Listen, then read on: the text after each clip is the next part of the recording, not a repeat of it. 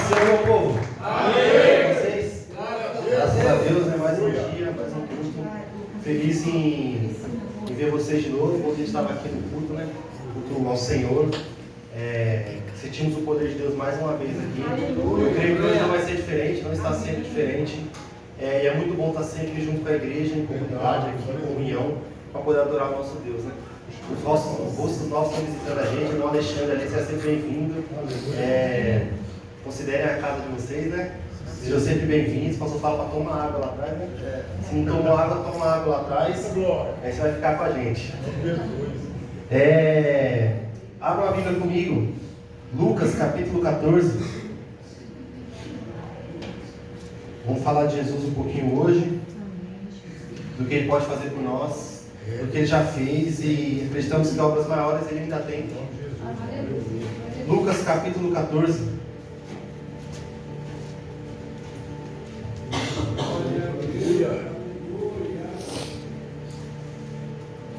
Vamos lá? Aconteceu que, ao entrar ele num sábado na casa de um dos principais fariseus para comer pão, esses estavam observando. Ora, diante dele se achava um homem hidrópico. Então disse Jesus, dirigindo-se aos intérpretes da lei e aos fariseus, perguntou-lhes: é ou não é lícito curar no sábado? Eles, porém, nada disseram. E tomando, o curou e o despediu. A seguir ele perguntou: qual de vocês, se o filho ou o boi cair num poço, não tirará logo em dia de sábado? A isto nada puderam responder. Reparando como os convidados escolhiam os primeiros lugares, propôs uma parábola. Quando por alguém fores convidado para um casamento, não procures o primeiro lugar, para não suceder que, havendo um convidado mais digno que você, vindo aquele que te convidou, e também a ele te diga: dê um lugar a este. Então irás e ficará envergonhado. Ocupará o último lugar. Pelo contrário, quando fores convidado, vai tomar o último lugar, para que quando vier o quem te convidou, diga: amigo, senta mais para frente. Ser-te a isto como uma honra diante de todos, mas convivas. Pois todo o que se exalta será humilhado, e o que se humilha será exaltado. E disse também o que havia convidado: quando deres um jantar ou uma ceia, não convide seus amigos, nem teus irmãos, nem teus parentes, nem vizinhos, para não suceder que eles, por sua vez, te convidem também e sejas recompensado. Antes, ao darem um banquete, convida os pobres, os aleijados, os coxos, os cegos, e serás bem-aventurado, pelo fato de eles não terem como retribuir. A tua recompensa, porém, tu receberás na ressurreição dos justos. Amém? Amém?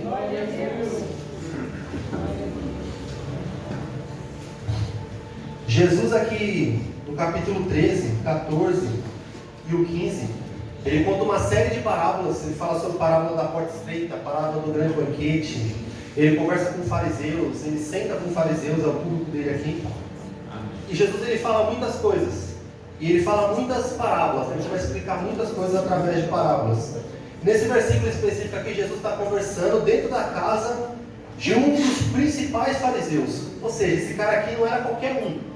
Jesus estava conversando com um cara de alto escalão ali da religião judaica, uma pessoa que era líder, uma pessoa que tinha um conhecimento máximo ali do que nós conhecemos hoje como o Antigo Testamento. E Jesus estava sentado comendo na casa desse homem. E Jesus, falar de Jesus é diferente de tudo, porque ele não se adapta meio com ninguém. Na verdade, ele veio para aqueles que precisavam dele. E quando alguém tenta ser superior diante de Jesus, Jesus ele vai dar sempre uma rasteira, ele vai na veia, ele vai onde precisa pegar.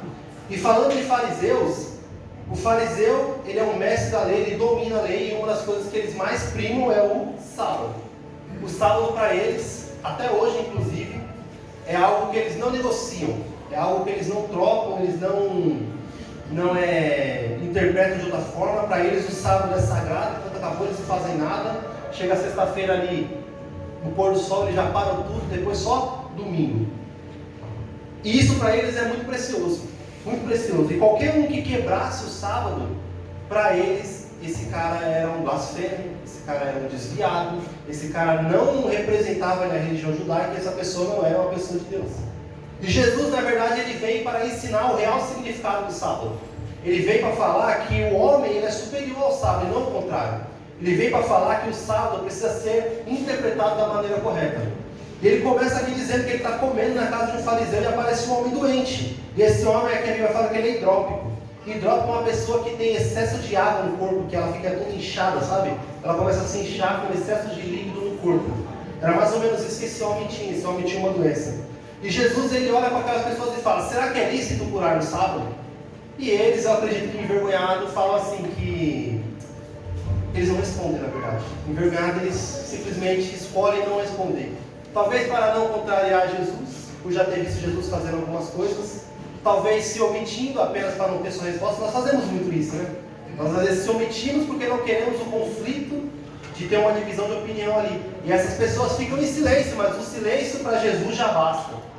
Jesus percebe a opinião deles, Jesus percebe o que eles fariam e percebe que eles também, se tivessem a oportunidade de curar aquele homem, eles não curariam por ser o dia de sábado. E Jesus, ele vendo isso, ele ora para aquele homem e ele cura aquele homem e manda ele embora. E aí Jesus começa a perguntar para essas pessoas: por acaso, se um filho seu cair no buraco, ou um boi seu cair no buraco no sábado, você não vai resgatar ele? E o que é que eles fazem? Eles não falam nada, porque eles resgatariam. Se o filho deles caísse no buraco, com certeza eles resgatariam. Mas na verdade eles não poderiam expressar essa verdade. Eles não poderiam falar o que eles faziam, porque senão eles seriam julgados pela religião que estava acima de tudo. E quando nós falamos de fariseus, além deles zelarem pela lei ali no Antigo Testamento, eles tinham regras próprias. Eles tinham regras que eles criavam e eles esperavam que as pessoas cumprissem isso. Se alguém não cumprisse, eles condenavam essa pessoa como uma pessoa desviada. Vamos falar assim em português mais atual, né, do nosso jargão evangélico aí. Eles consideravam desviado, porque ele não se adaptava. Um exemplo: quando Jesus está comendo com seus discípulos as espigas, e eles falam: olha lá, ele come sem lavar as mãos. Mas onde está escrito que tem que lavar a mão para comer? São regras humanas, que eles inventavam regras, e até hoje tem muitas e muitas coisas que eles inventam, e aquilo ali, para eles, é uma lei. Parece uma semelhança com o dia de hoje, né? Costumes, para eles se torna uma lei, uma regra. Para eles é isso, porque se não tiver isso, acabou, você não se adapta, você não entra. E Jesus, talvez os maiores adversários de Jesus sempre foram os fariseus. Os fariseus sempre se levantavam para condenar as práticas de Jesus. Sempre condenavam para dizer que Jesus era um blasfemo, porque ele se considerava filho de Deus, porque ele se considerava Deus, porque ele orava pelos enfermos, porque ele curava no sábado, porque ele tocava em leprosos, porque ele não andava, mas ele passava por prostitutas, por pobres, mendigos e pessoas corruptas, como Zaqueu, por exemplo. Pessoas corruptas que roubavam o seu povo e pegavam impostos altíssimos ali. Mais uma semelhança com o dia de hoje. E Jesus fala para ele que naquele dia entrou salvação na casa de Zaqueu, porque ele reconheceu que Jesus é Senhor. Então Jesus, ele andava, ele lidava e pregava com todos os tipos de povos, com todos os tipos de pecadores. Mas quem sempre se levantava contra eles eram os fariseus. E é uma posição difícil quando você tem um alto cargo em algum lugar e você tem que reconhecer que você está errado. Isso é uma missão difícil para o ser humano. Se você tem um cargo alto, é mais difícil, mas a gente, por qualquer coisa, a gente já não consegue admitir que está errado, pedir desculpa, a gente não consegue. Imagina você ser um líder de uma religião gigante, no qual você é um cabeça, um dos principais, e você precisa admitir que você resgataria o seu filho no sábado, ou o seu boi no sábado. O que você faz? Você se omite. O que você faz? Você fecha sua boca, porque você não tem coragem de falar. Você não tem coragem de chegar diante de Jesus e falar: eu não resgataria. Porque na verdade você está mentindo, você sabe o que você faria. Mas a religião, ela é maior do que tudo. Jesus, ele certa vez, ele falou que vocês, fariseus, vocês invalidam a palavra de Deus por causa de doutrinas humanas. Vocês não conseguem enxergar o que Deus está fazendo aqui por causa da doutrina dos homens. Nós não conseguimos enxergar o que Deus faz por conta de regras humanas. Eu costumo dizer que o nosso cristianismo, ele não é uma caixinha de regras. É muito diferente de tudo isso, porque não se encaixa. Parece que não tem um padrão entre as pessoas que fazem parte. Não tem como nós uniformizarmos todas essas pessoas. E essa sempre foi a grande batalha do Evangelho, porque todo mundo acha sempre que é só pra gente. A gente acha sempre que o nosso Deus é sempre da nossa nacionalidade, a gente acha que Jesus é brasileiro, a gente acha que ele sempre escuta a mesma música que a gente, ele gosta do mesmo estilo de adoração que a gente. A gente tem mania de adaptar Deus àquilo que a gente acha bom, àquilo que a gente gosta, àquilo que a gente se sente confortável. O ser humano é assim. A gente tem mania. E quando nós olhamos de fora outras coisas, a gente fica escandalizado. E o que a gente faz? A gente muitas vezes não opina para não entrar em uma situação complicada. Mas Jesus, ele se apresenta, ele cura aquele homem, ele começa a falar: por acaso, se cair um boi ou seu filho, você não vai pegar? E eles não respondem nada. E reparando, ele começa a contar como os convidados escolhiam os primeiros lugares. Ele propôs uma parábola. Por que ele percebeu isso aqui? Porque os fariseus, eles escolhiam os primeiros lugares. Eles queriam estar sempre sendo vistos por todas as pessoas. Jesus nos ensina, quando for orar, não faça igual os fariseus que oram no meio, gritando, mas entre no seu quarto, fecha a porta, porque eles queriam sempre aparecer. Quando eles iam fazer um jejum, o que eles faziam? Eles deixavam a cara deles desfalecer, para parecer que eles estavam morrendo ali fraco. Era para o pessoal olhar e falar: nossa, olha o tanto que ele jejua, olha o tanto que esse cara jejua, como ele está fraco. E eles gostavam disso aí. Eles gostavam porque eles se sentiam bem em se exibir para as pessoas e mostrar que eles eram mais santos do que aquelas outras pessoas. E quando eles oravam, nessa mesma parábola ele fala: oh, não, eu não sou como aquele publicano ali, ó. Eu não sou como ele, eu sou fariseu. Ou seja, eu não me rebaixo a essa posição. Eu sou fariseu, eu faço tudo, eu jejuo, eu oro, eu mostro para as pessoas o que eu faço. E essa sensação de exibicionismo é o que reinava na vida dos fariseus. Uma vida de externo, uma vida de aparência, uma vida onde aquilo que as pessoas olhavam era o mais importante, mas o que estava dentro do coração, para Jesus, é o que importa. E Jesus, quando ele vem, ele fala que ele vai plantar no coração, e o coração para ele é o que realmente faz sentido, é o que realmente importa.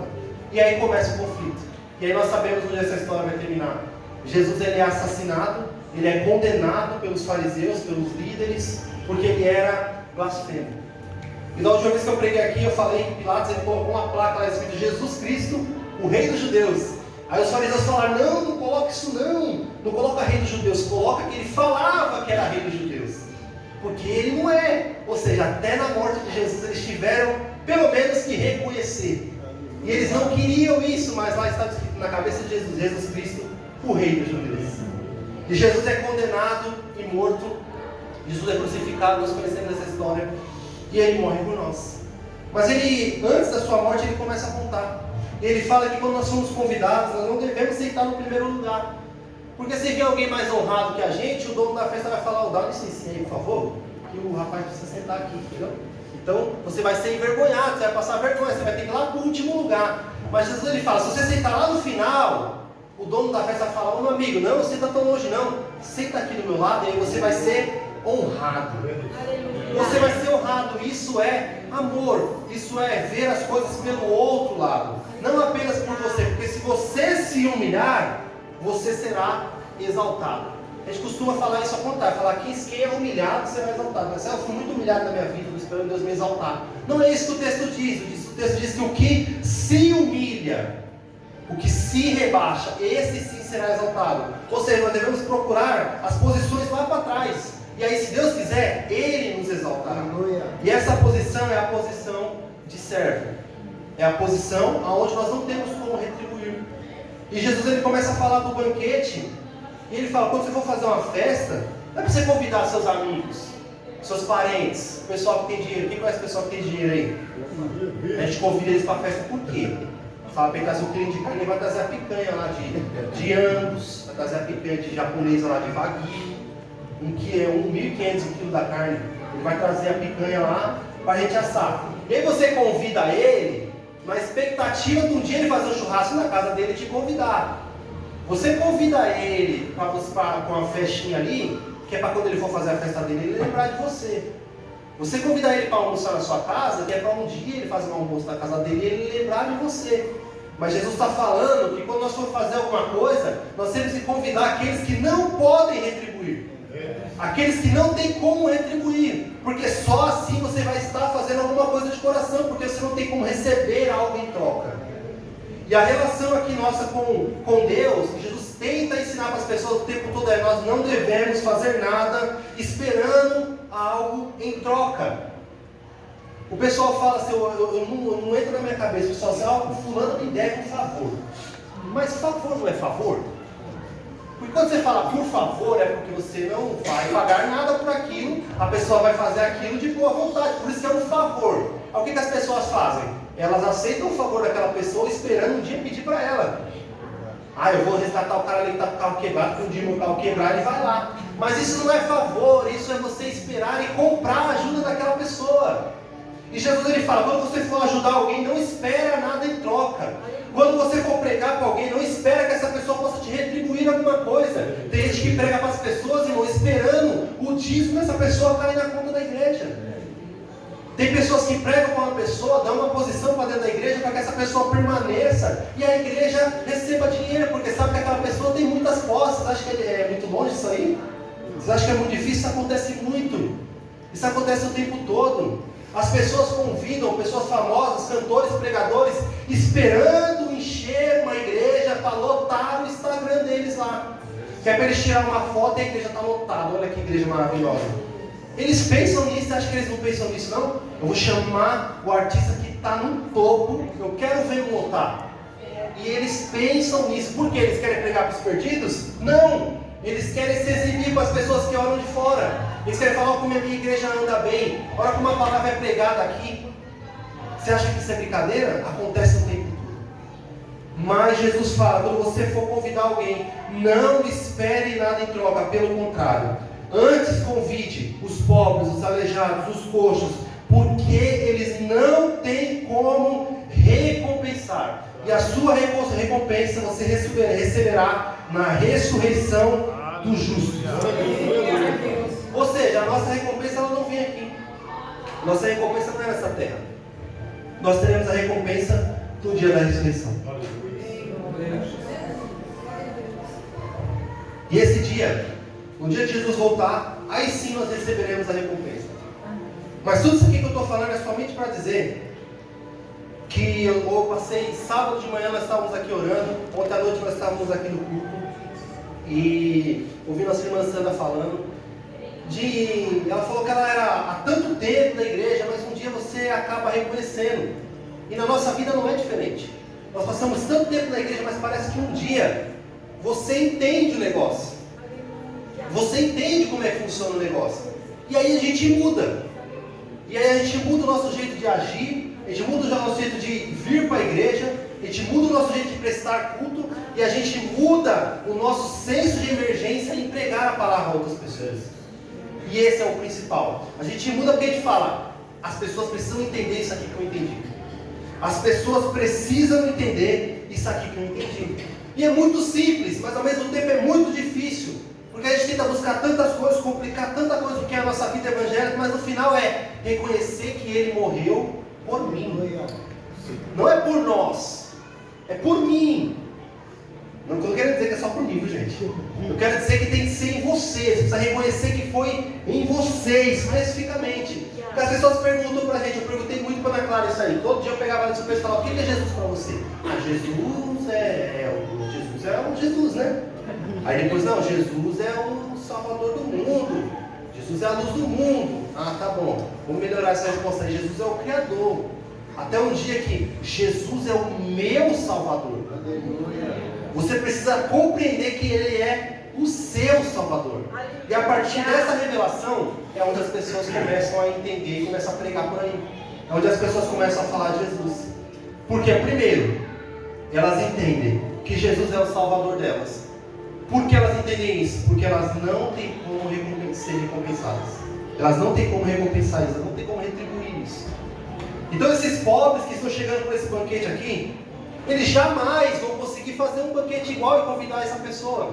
Jamais eles vão ter condições financeiras, vão ter espaço para colocar tanta gente na casa e dar um banquete primeiro. Eles jamais vão conseguir fazer isso. O que acontece? Essas pessoas são gratas. Essas pessoas elas agradecem, elas fazem parte do banquete e elas falam, como eu posso retribuir? Como eu posso retribuir? O próprio Deus fala, você não tem como retribuir. Não tem como retribuir. E trazendo o que Deus fez para nós, Ele preparou um grande banquete para nós. Esse grande banquete chama salvação.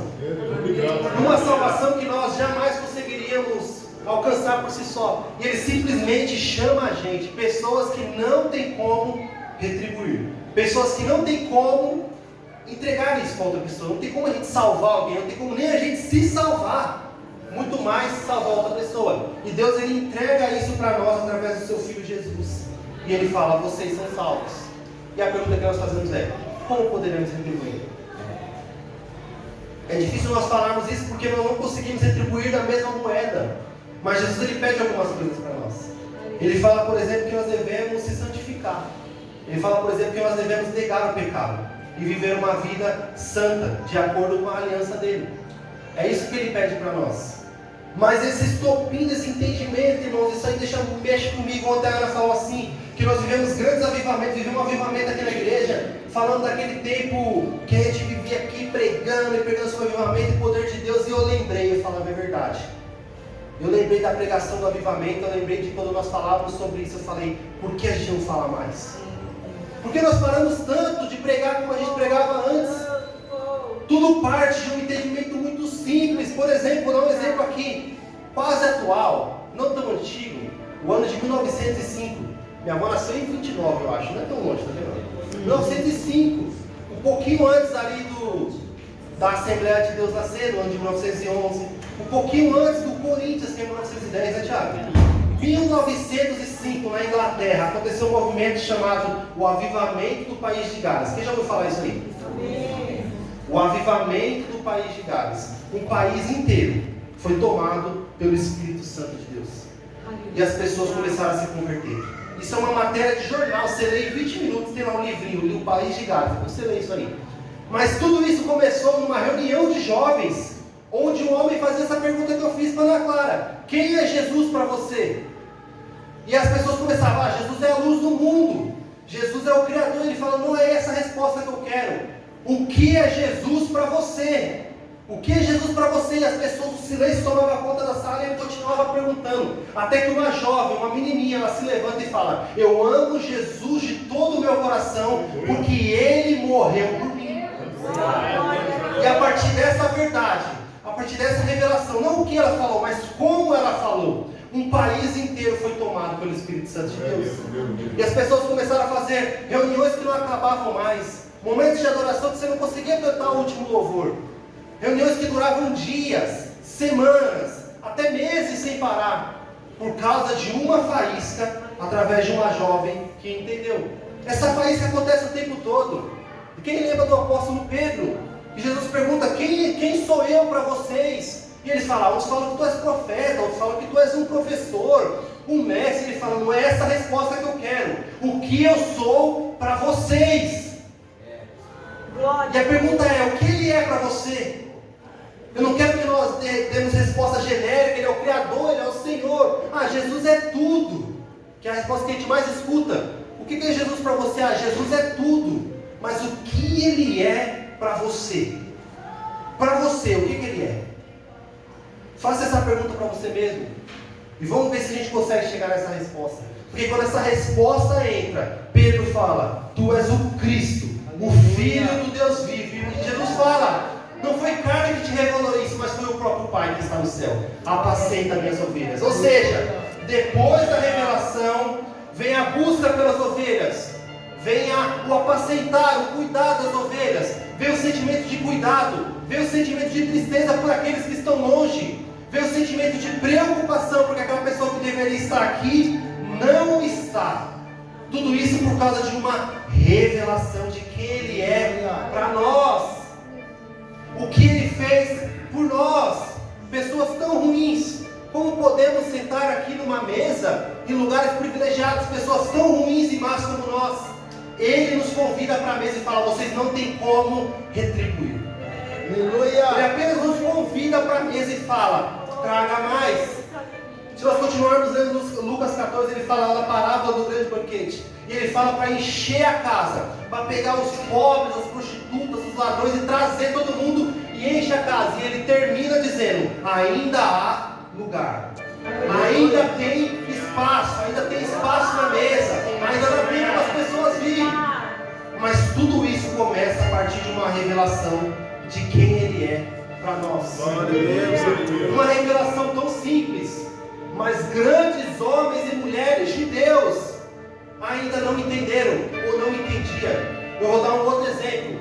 John Wesley, um dos maiores homens de Deus.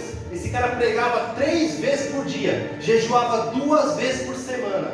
Estima-se que ele pregou mais de 40 mil pregações em toda a sua vida, em 50 anos de ministério. Esse cara, John Wesley, que nós olhamos para a história e falamos, como pode um homem desse tão santo? Esse cara, uma vez, ele estava numa viagem de barco, e ele encontrou um povo crente lá.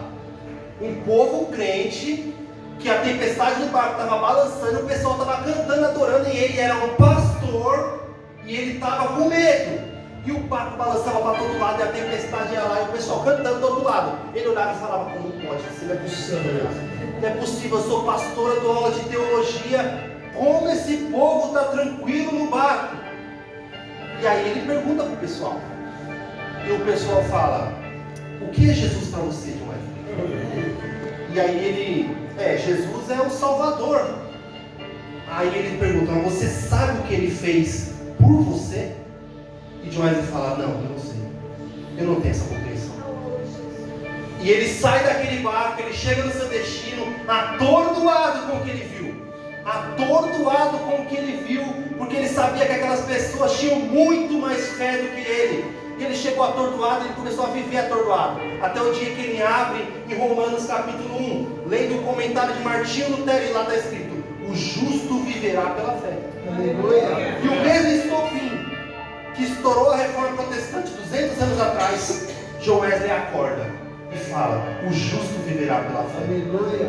Eu estou preocupado em viver com o barco tranquilo, eu estou preocupado com as águas não batem no barco, eu estou preocupado em chegar no meu destino e o barco não tem nenhum problema, mas o justo vive pela fé.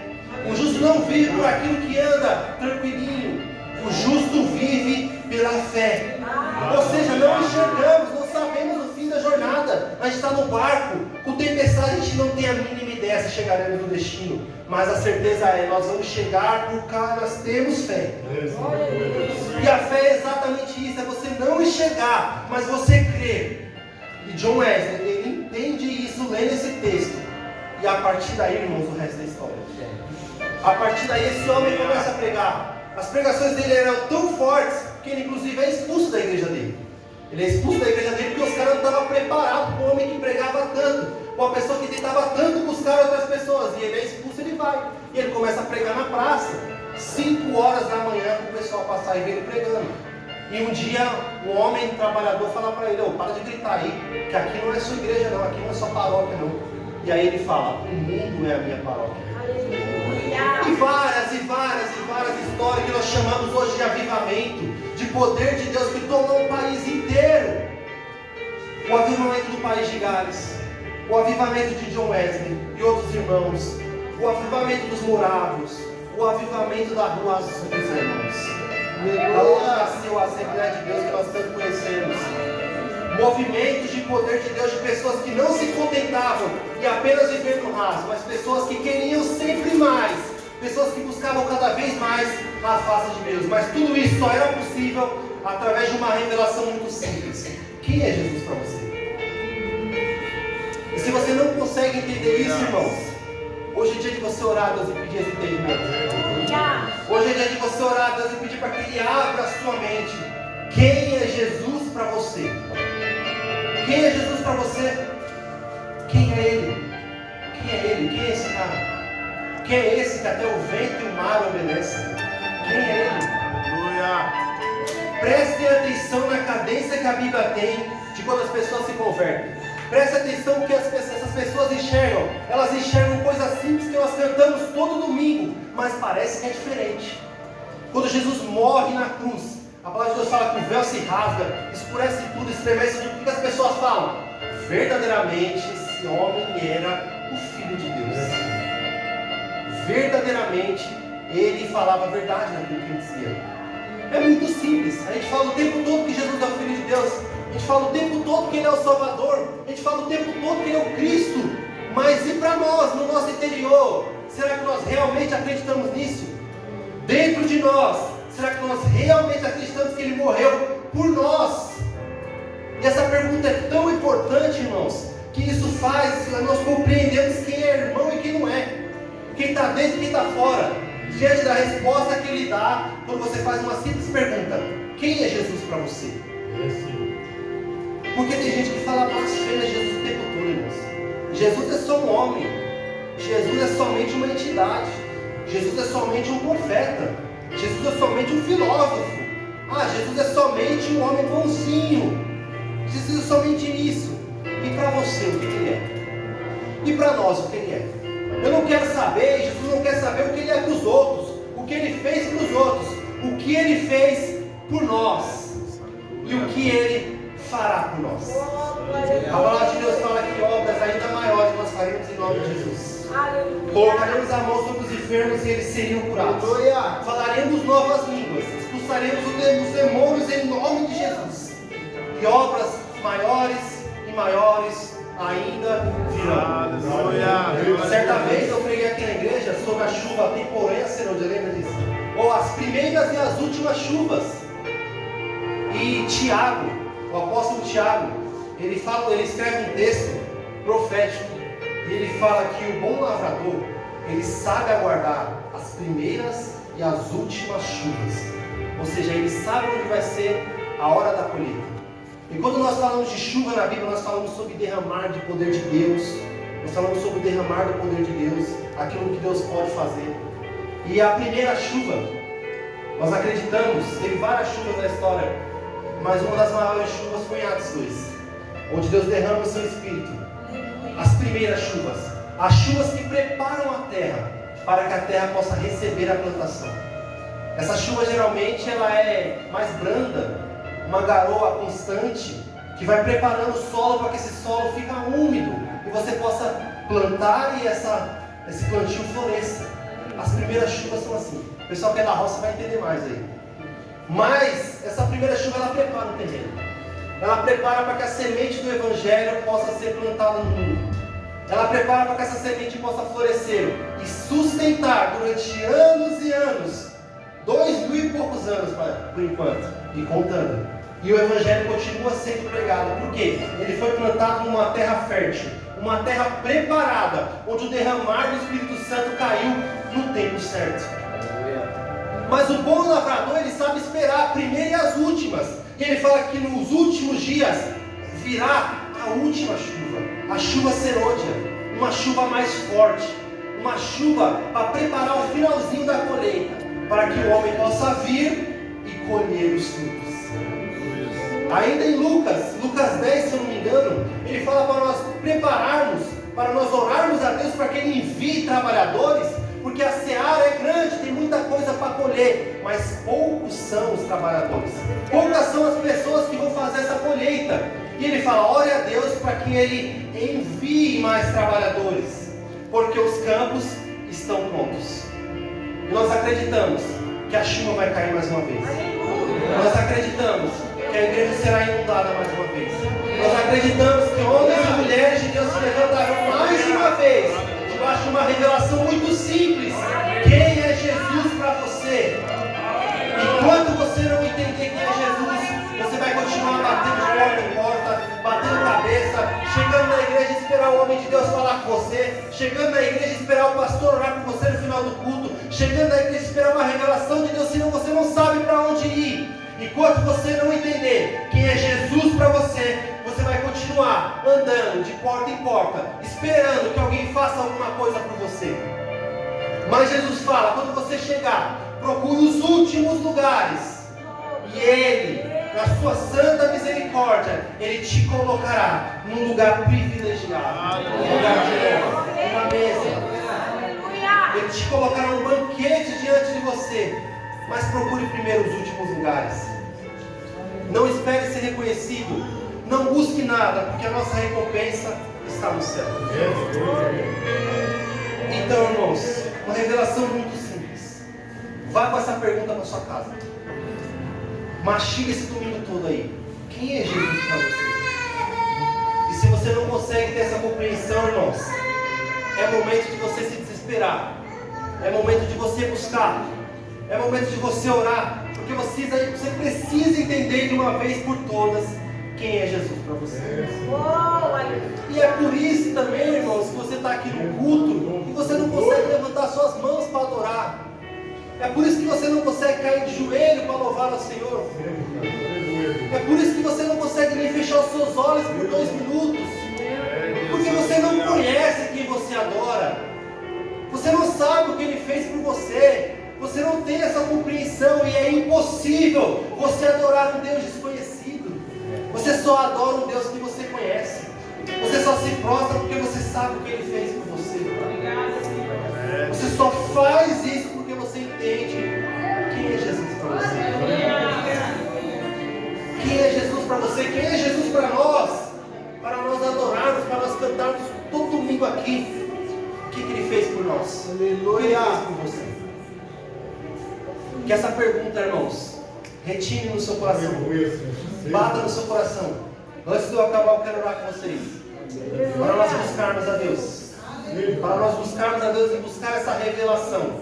A palavra de Deus fala, Paulo escreve, que quando as pessoas estão lendo a Bíblia, elas estão vendo Jesus, ali elas estão vendo Jesus, mas elas não conseguem enxergar. Elas não conseguem ver a verdade através do texto. Quem já passou por isso aqui, irmãos, pelo amor de Deus? Só eu. Você lê a Bíblia, mas parece que você não vê essa profundidade. Parece que você não consegue enxergar. Paulo fala que quando nós lemos, existe um véu sobre nós. Um véu que não deixa a gente enxergar o que está ali. Mas somente com Jesus, esse véu é retirado. E nós podemos enxergar quem é Jesus para nós. O véu está tomado. Os discípulos de Emaús, quem lembra, eles andaram do lado de Jesus. Do lado aqui, ó. E eles não conseguiram reconhecer porque existia um véu. Alguma coisa bloqueava a nossa visão. O que tem bloqueado a sua visão? O que nós temos colocado na frente de Jesus? O que nós temos colocado diante dos nossos olhos que tem desviado a nossa visão? E nós não conseguimos enxergar quem Ele é.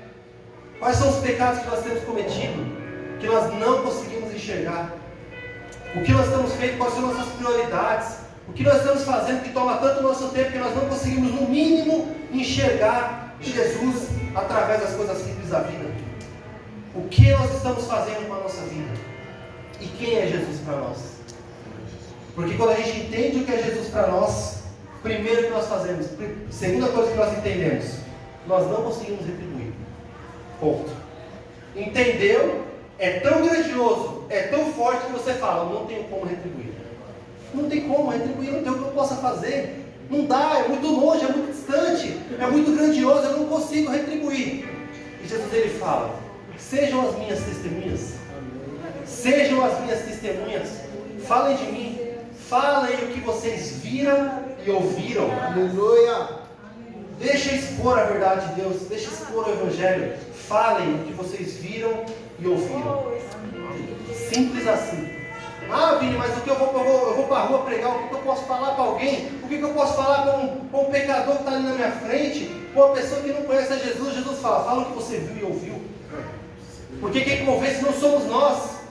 Não somos nós, não é a nossa capacidade de pegar aquela aí, ó, falar ali, pregar 2 horas que você vai convencer aquela pessoa. Quem convence é o Espírito Santo. Aleluia. E um dia essas pessoas enxergam.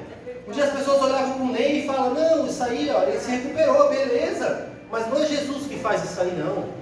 Tem um monte de gente aí sem Jesus que se recupera também. Tem um monte de gente sem Jesus que sai das drogas. Tem um monte de gente sem Jesus que para de roubar. Eles não enxergam, mas chega um dia que a revelação, a ficha cai.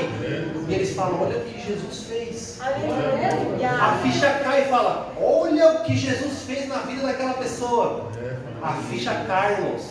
Você reconhece. E no momento que você reconhece, é nesse momento que a sua vida muda de uma vez por todas. É nesse momento que a sua vida muda de uma vez por todas. Eu quero orar com vocês, eu pedi para o louvor subir aqui. Nós vamos orar, vamos buscar Deus. Os obreiros que estiverem por aí, orem pelas pessoas, orem uns pelos outros, orem para que a revelação de Deus apareça diante dos seus olhos. Orem para que essa revelação muito simples, quem é Jesus para você, entre no seu coração. Jesus não nos chamou apenas para frequentar cultos, para organizar conferências, para organizar congressos, festividades. Jesus não nos chamou apenas para isso. Jesus não nos chamou apenas para tocar um instrumento. Jesus não nos chamou para criar harmonias bonitas e canções maravilhosas. Não nos chamou apenas para isso. Jesus nos chamou para pregar o Evangelho. E essa é uma missão de todos. Todos têm a missão de pregar o Evangelho. Então que debaixo dessa revelação, que a ficha caia no seu coração. E nós possamos, juntos, com pessoas que entenderam, pregar o Evangelho. Senhor Deus e Pai,